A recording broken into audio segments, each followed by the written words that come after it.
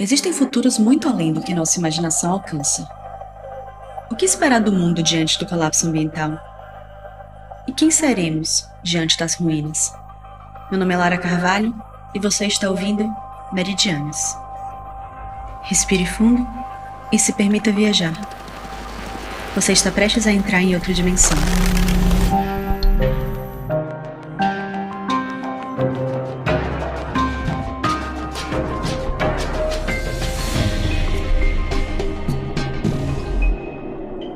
No episódio de hoje, fósseis de sangue.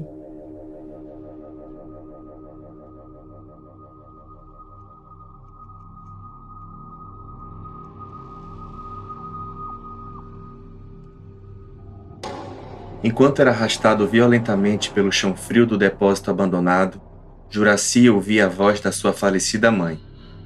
Se você não se entregar a Deus, ele vai te assombrar pelo resto da vida. Naquele momento, Juraci sentia-se muito assombrado. Não porque, ou pelo menos não somente porque, as mãos que torciam suas omoplatas estavam dispostas a quebrá-las. O assombro vinha dos lamentos que apenas ele ouvia, que reverberavam a agonia ancestral dos ossos despedaçados nos porões do Doicode. Juraci conhecia aquela sensação desde criança. A bênção ignorada da sua mediunidade, a maldição que lhe perseguia, a dádiva de reviver as dores de um mundo que já havia morrido, o assombro do mundo em que ele vivia, onde já não havia mais Deus ao qual se entregar.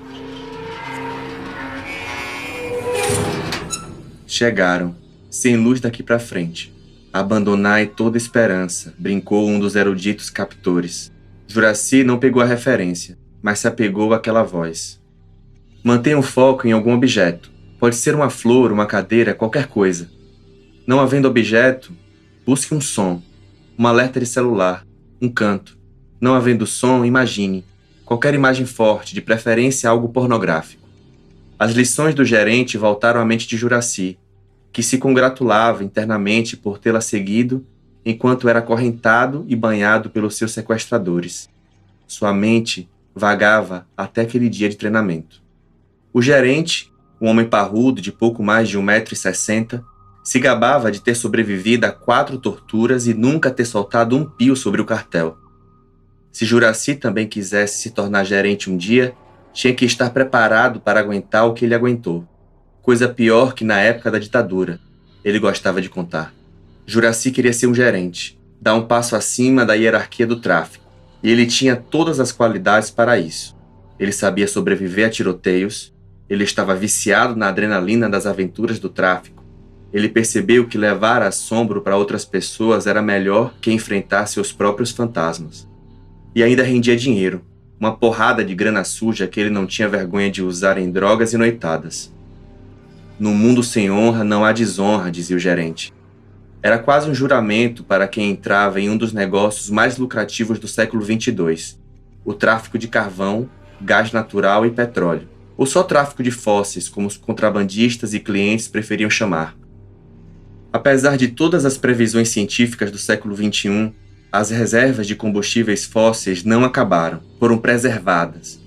O protocolo Yacandanda, popularmente chamado de Ato pelo Mundo Renovável, foi assinado em 2112 e tornava terminantemente proibido em todo o planeta o uso de combustíveis fósseis. Era isso ou o incremento no aquecimento global em níveis de extinção humana. Assim, os terráqueos conseguiriam um respiro para tentar colonizar Marte antes do fim dos tempos. E para que esse respiro desse certo, armas de fogo e guerra se fizeram necessários.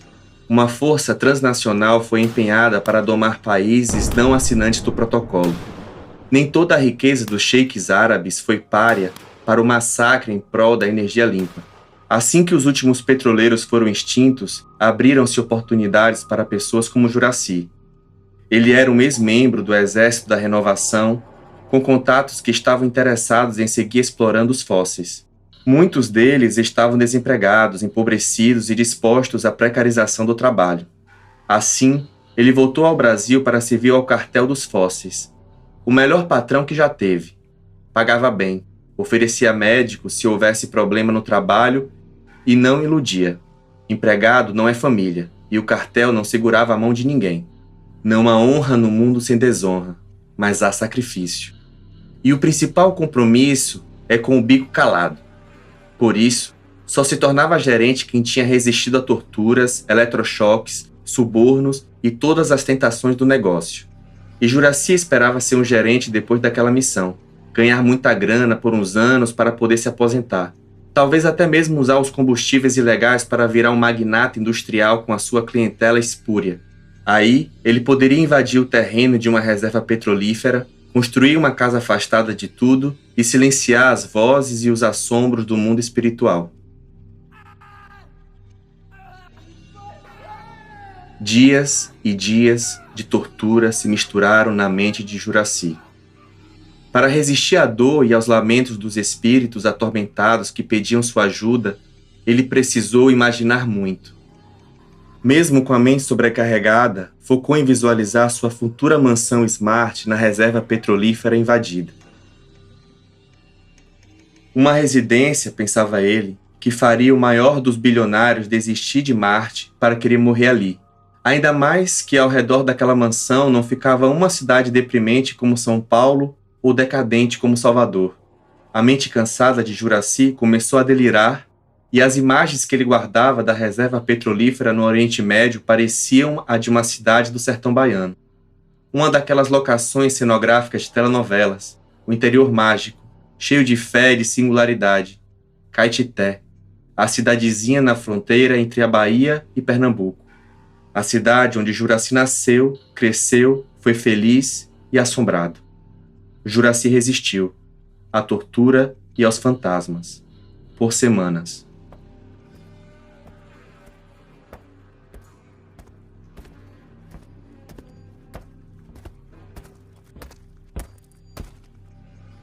Eu já estive ao seu lado, mas isso não vai me impedir de te subjugar, declarou Lila. Juraci, alto e de pele parda, não intimidava a gente Lila, uma mulher árabe de não mais do que 1,50 m de altura.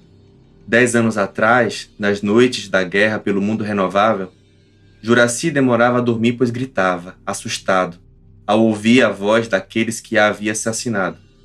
Lila, sua companheira de fronte, não se abalava. Havia terrores mais profundos. Para vencer aquela guerra, Lila e Juraci precisavam ser parceiros na batalha. Fora dela, porém, não conseguiam externar o sentimento sobre estarem matando civis em prol da única esperança para as futuras gerações na Terra. Juraci até puxava assunto, mas Lila era incapaz de se conectar enquanto matava seus compatriotas. Tudo que Lila vivera até ali a alienava. Ela saiu da Arábia Saudita aos 6 anos de idade, construiu uma vida e se tornou mãe de uma criança brasileira. Acompanhou com preocupação as tensões entre Estados Unidos e Emirados Árabes quando surgiu a proposição do protocolo Iacandanda. Teve ódio quando as pressões pela assinatura do protocolo aumentaram, convenientemente quando os países ocidentais haviam extinguido suas reservas e enquadrado os países do Oriente Médio e da Ásia como grandes vilões do cataclisma ambiental. Sobreviveu à onda de calor que devastou o Rio de Janeiro no verão de 2108. Conseguiu salvar seu filho, mas sua esposa morreu. Foi quando se alistou ao Exército da Renovação. Acreditou nos que diziam que seria uma missão que derrubaria os sheiks e as petroleiras sem afetar números expressivos de civis. Precisava fazer algo pelo futuro do seu filho. Lila matou pelo menos 27 compatriotas. Foram muitos mais. Mas esses foram aqueles cujos rostos ficaram gravados em sua memória. Mulheres indefesas, crianças, pessoas com deficiência física. Aqueles inocentes roubavam sua paz, seu sono, e faziam os gritos de Juraci serem o privilégio de um estrangeiro que, apesar dos pesadelos, ainda conseguia dormir e externar alguma coisa, qualquer coisa, da sua dor. Lila voltou ao Brasil com estresse pós-traumático grave e tentou o suicídio. Se salvou com o amor do seu filho e com a dedicação ao Islã, sua esperança de algum perdão perante toda a sua ancestralidade. Ainda assim faltava algo. A culpa que consumia Lila demandava uma reparação. Ao saber dos rumores do tráfico dos fósseis, Lila passou a ter recorrentes ataques de pânico. Tudo perdeu sentido. O que tornava sua traição à pátria minimamente justificável voltava para assombrá-la. E então, Lila enxergou a luz e sua missão: enfrentar os traficantes de fósseis até o último dia de sua vida. Juraci, também um traidor, era só mais um dia em sua vida de expiação. Agora que não eram mais parceiros, ela precisava que Juraci falasse. A confusão mental de Juraci foi reforçada com a introdução de hastes metálicas em seu crânio, conectando-as até o córtex cerebral. Doeu muito. Mas o que o incomodava era a sensação de um objeto gélido dividindo espaço com o fervor de gritos e memórias que ele tentava administrar. O hiperfoco ensinado pelo gerente se rompeu por alguns minutos, revelando o que Juraci se esforçava para não ver. Os 3 espíritos que agonizavam naquela cela. Um homem que se sentia estrangulado por mãos invisíveis e buscava ar. Uma mulher agarrada a um bebê como se o protegesse de açoites. No mundo sem honra não há desonra. A voz do gerente recentrou Juraci, que olhou para Lila e a xingou num fluxo apodrecido de ofensas pornográficas. Esperava que isso a fizesse socá-lo, chutá-lo, cuspi-lo, perfurá-lo repetidas e repetidas vezes. Cada agressão de Lila seria um passo rumo à sua promoção. Foda-se se já foram parceiros no passado. É cada um por si e ele iria vencer. Mas não veio chute, nem soco, nem cuspe. Lila manejava serenamente um aparelho conectado àquelas hastes cerebrais. Lila colocou um óculos que parecia um equipamento de realidade virtual e acionou a máquina.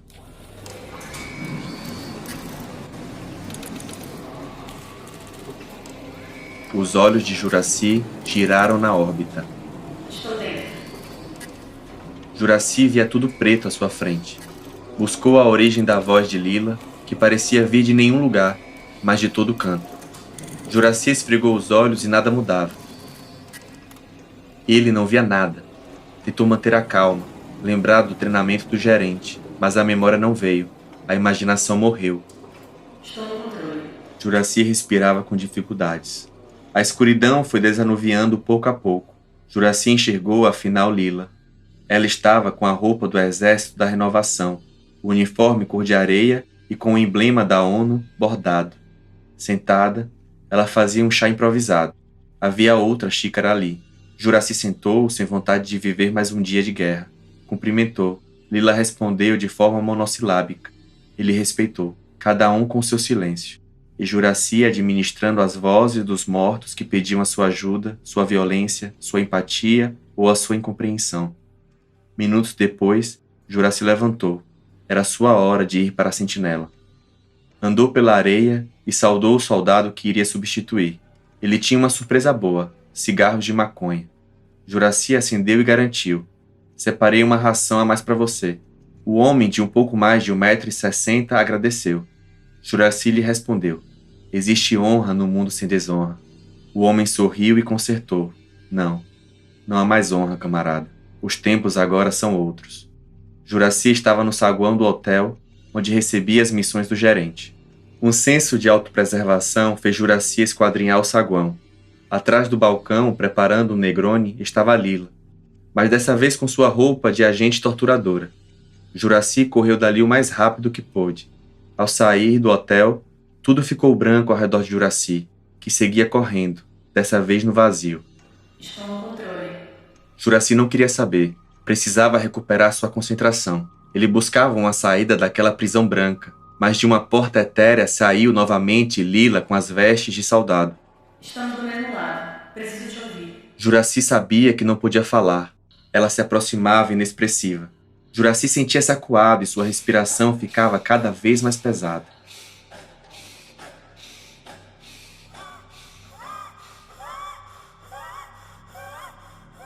Juraci cedeu aos lamentos dos mortos. Os 3 espíritos da cela surgiram por um rasgo naquele espaço etéreo e puxaram Juraci para si. Lila o seguiu, mas não havia mais nenhum rastro de Juraci naquele espaço mental. Juraci despertou com os pés sujos de uma terra alaranjada, seca. Era sua terra natal, Caetité.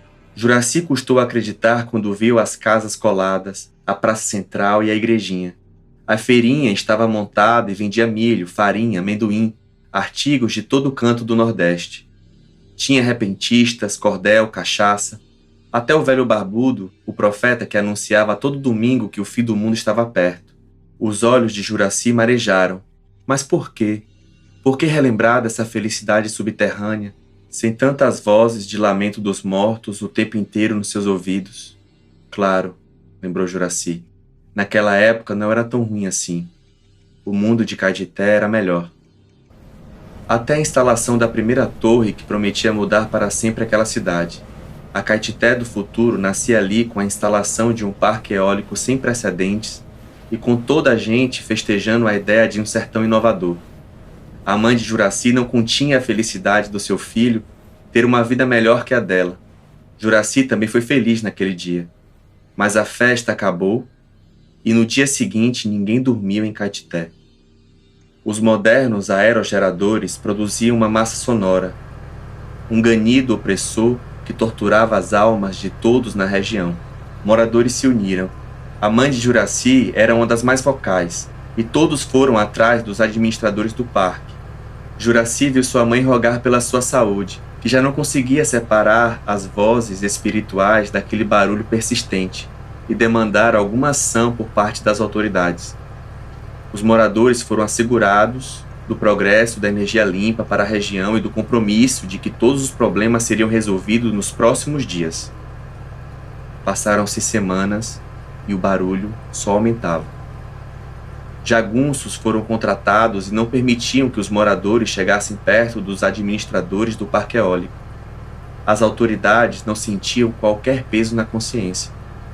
O bem maior estava sendo feito, os moradores que se acostumassem. Mas não dava para se acostumar.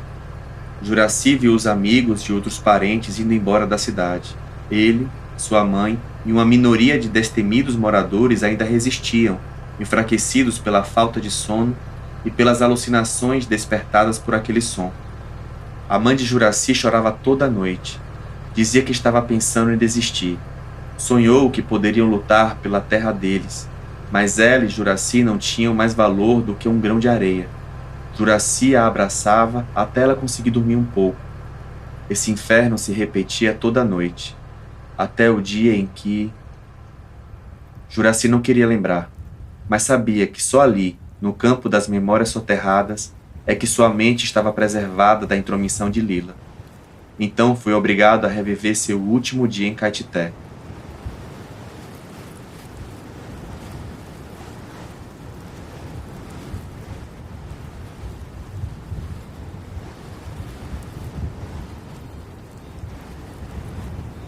O dia em que a primeira turbina aerogeradora, a pedra fundamental da Caetité do futuro, despencou sobre a cidade. O areal levantado pela colisão gerou uma tempestade de areia que inundou as casas. Quem não foi esmagado pelo objeto morreu sufocado pelos grãos de areia ou soterrado naquela massa de taipa e polímeros. A mãe de Juraci gritou para ele fugir. O menino correu até perder a consciência. Despertou, horas depois, com sua mãe gritando. Não só ela, toda a massa de almas penadas da cidade que pediam ajuda. Apenas Juraci não gritava, horrorizado com a pior visão da sua vida. Se você não se entregar a Deus, Ele vai te assombrar pelo resto da vida. Juraci, furioso, arrancou as hastes que Lila havia parafusado à sua mente. Furioso, Juraci se lançou contra sua interrogadora. Jatos de sangue saíam de sua testa, sujando Lila e as paredes daquela cela. Antes que atingisse a agente, Juraci foi puxado para trás pelas correntes que o seguravam. Lila preparava uma arma tranquilizante, mas antes que pudesse disparar, Juraci agonizou, urrou e morreu. Lila verificou o pulso de Juraci e mandou um áudio para o seu superior confirmando o óbito. Ela se limpou. Estava decepcionada consigo.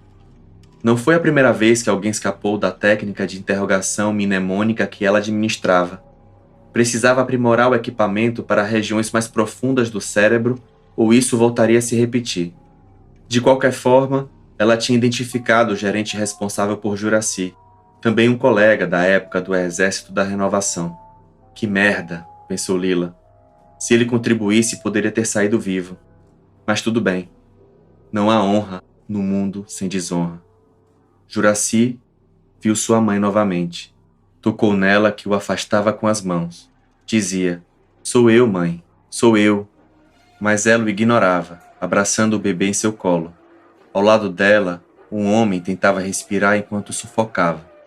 Juracy acenou para ele também, mas ninguém queria o ouvir naquela cela.